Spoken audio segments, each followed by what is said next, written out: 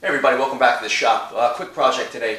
A client of mine dropped off a solid wooden countertop, and what he needs me to do is, there's two of them. I'm only going to cut one on camera so I can save time cutting the other one, but what I need to do is make one 42.5 long and the other one is going to be 48. So what I'm going to do is take, because he wants a backsplash, I need to, after I make the cutoff, I'm going to see what I can scrap together from here, just because the countertop, it's 25 3/4. It needs to be 25 1/4 and then have a backsplash. But since this isn't wide enough for me to get enough material out to cut one solid strip, I'm going to get two pieces together as seamless as I can to make that backsplash. So we're going to make it work. So let's start cutting this thing up. I'm going to mark off what I need. Get a nice sharp pencil here. And the first one I'm going to do is going to be 48 inches. So, I'll make it 48, needs to be exact, so 48 there, 48 there, and I'm going to use my circular saw guide and set this up to cut this, and then we can rip it afterwards.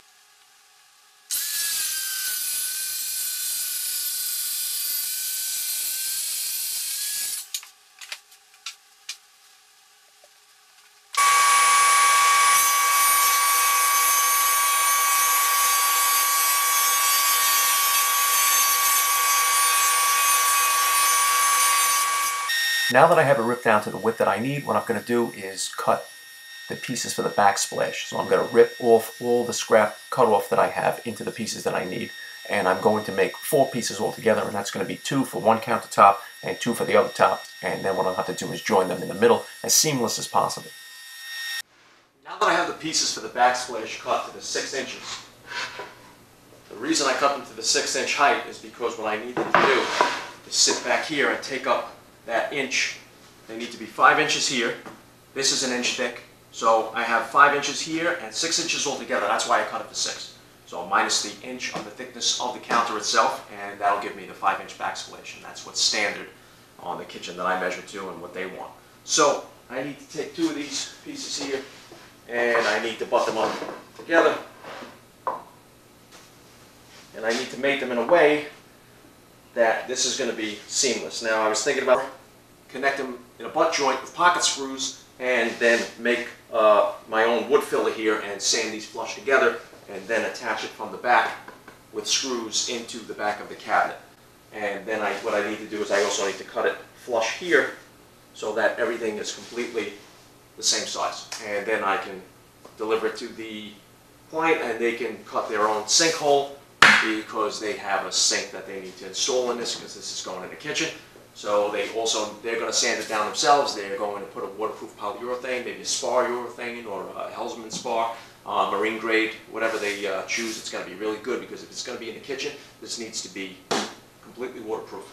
Okay, so let's get cracking on this. We need to join these two together.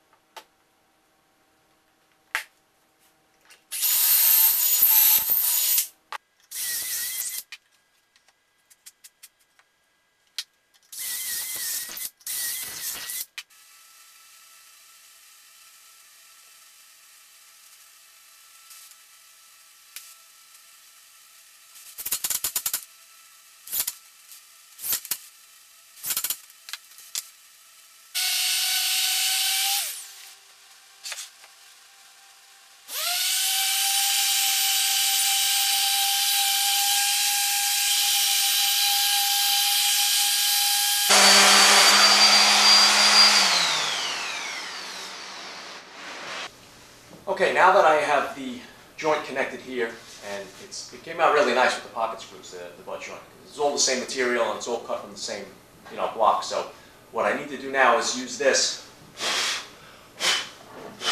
as a backsplash, but since it's longer than I need, and I don't want the repair or the joint to be right dead center, because that will just put it right in front of the eye.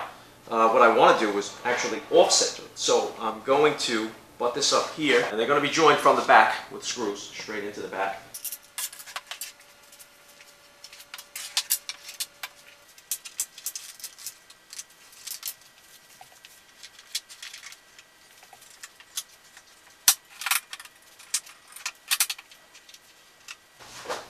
Alright, so I have it propped up on the clamps and squeezed together, but what I want to do is I want to make these edges here so that I can get a really good scribe line. And I'm going to use a good machinist square.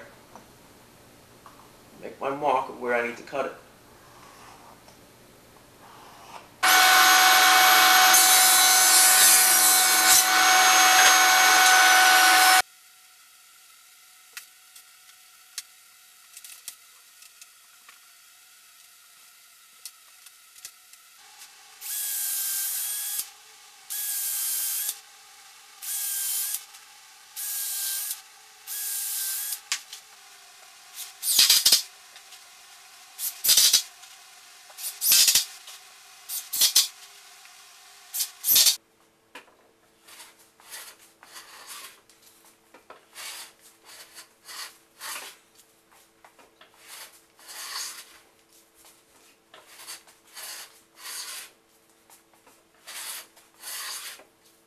Yeah, so that was a really fun, quick, easy project. I enjoyed doing it. It helps a lot when you didn't have to actually, glue all the parts together. It saves me a lot of time. So I had to cut it down to size, rip the piece off, make it a backsplash, and get it to the exact size of the counter that he needed for us. This way he can take it back and put his polyurethane on it and cut the hole for the sink. So once he gets it fitted to the counter, I'll upload some pictures on Instagram. I don't have them right now. All I have is the picture of the counter done and glued together with the backsplash, and that's it. So, alright guys, so make sure you subscribe. I hope you enjoyed this video as much as I enjoyed the project, and make sure you follow me on Instagram. Put a link on the bottom, and I'll see you guys next time in the shop.